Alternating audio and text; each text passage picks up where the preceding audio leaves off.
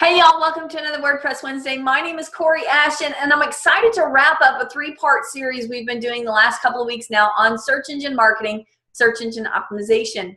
So listen, what we've looked at already, the first week we talked about paid opportunities and what that looks like. The second week we talked about organic, or a natural way of building your website to get it to rank high. And this week I kind of want to address both of them and give you a clear understanding of what your expectations should be depending upon which route you want to take. So I want you to think about this. Again, there's only two ways to be found on Google, right? We've already covered this. It's either paid, you either pay for ad placement, or you build your website in such a way that Google clearly understands what it is that your website's about or what it is that you do, and they like your content so much, they understand your content, they see that users like your content, and they'll ultimately start to rank you higher and higher and higher and reward you, in a sense, with that page one ranking. So let's look at both of those opportunities this week. Let's talk about expectations and let's look at some budgets. All right, this might not be your most favorite topic, but it's something you clearly have to understand, because while we keep hearing so much over these last 5-10 years about search engine optimization and search engine marketing, unfortunately, there's still this really weird idea that SEO just turns on a faucet of leads, and if you just wave your magic wand and sprinkle some SEM dust on things, that magic is going to happen and you're going to rank page one. Some people think that if I have a budget of $500, that automatically I'm going to be on page one. So let's get into some reality, okay? Let's talk about what that looks like. I'm going to share my screen with you, and let's walk through some things. So specifically, search engine marketing, or SEM. Okay, the results for search engine marketing truly depend on your industry. We want to think about, okay, what kind of industry are you in? Are you in a doctor's office? Are you in a law firm? Are you in an industry that's very aggressive and you have a lot of competition happening? And if you do, then you're probably going to have to plan to either pay more if you're going the paid option, or be very aggressive when it comes to your organic strategy, okay? You've got to have a plan for those. The other thing, it depends on what target words you want to go after. So again, how many keywords are you trying to rank for? How saturated are those fields? How expensive are those keywords inside of ads? Are your competitors paying $12 a click, $30 a click? What are they paying for them? And how will you have to adjust your budget to outrank them? And then search engine marketing, any type, whether it's paid or organic, certainly depends on the results that you think you want. So what I don't want you to do is call up an SEO company and tell them, hey, I've got $500 to spend. Hey, I've got $2,000 a month to spend. And think automatically that that means that you're going to get back to $100,000 in sales. I really want you to have a very clear understanding of what type of results you should be getting back for the budget you're either monetarily spending or the budget of time that you're trying to allocate for your organic approach to marketing, okay? So when you're thinking about the results, you want to think about, okay, well, I want to get 10 leads a week. If I could get 10 great leads a week, I would be set. If I could get 100 leads a month, this would be outstanding. You have to think about what type of results you want.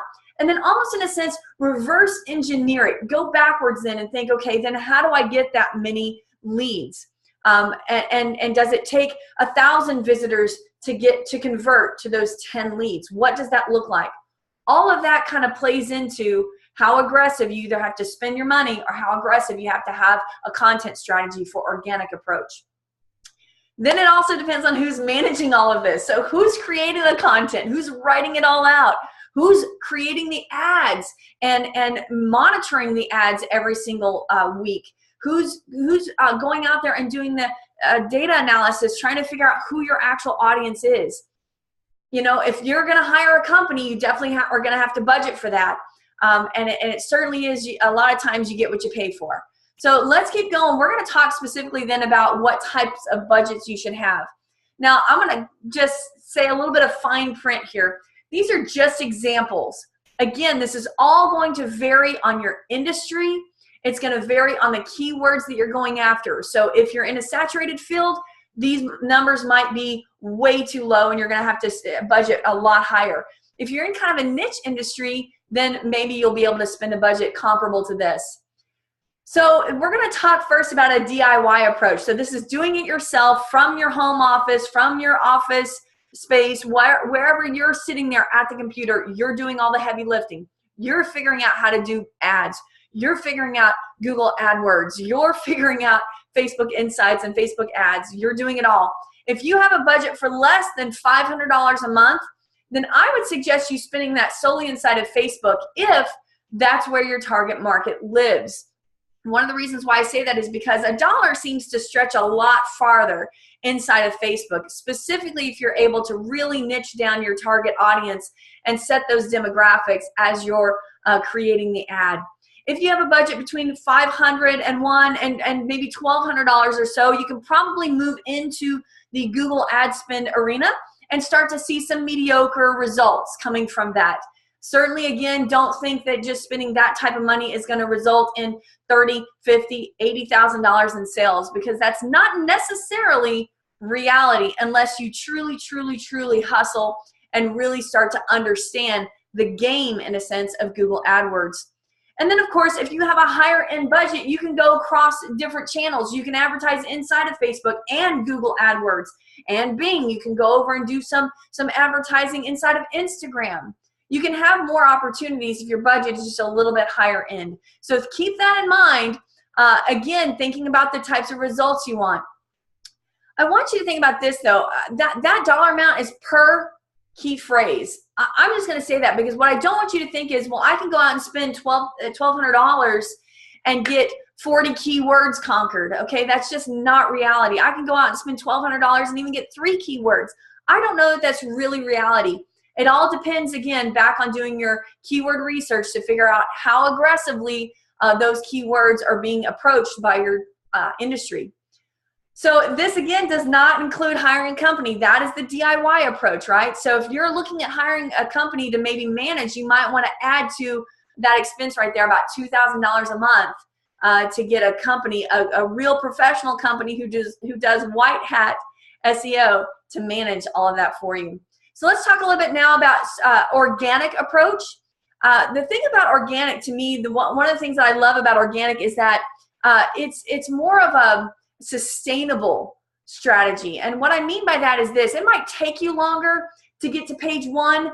Paid options, your ads appear, within hours. Your ads are up and running, so you could potentially be getting leads that quickly.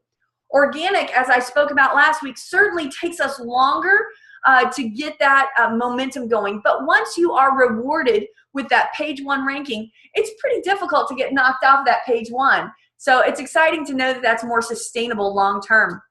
But you have to have a strategy for strong, consistent content. You've really got to understand how to make fresh, original, engaging content that Google and your visitors are going to absolutely love. So think about that as you're looking at the option of organic.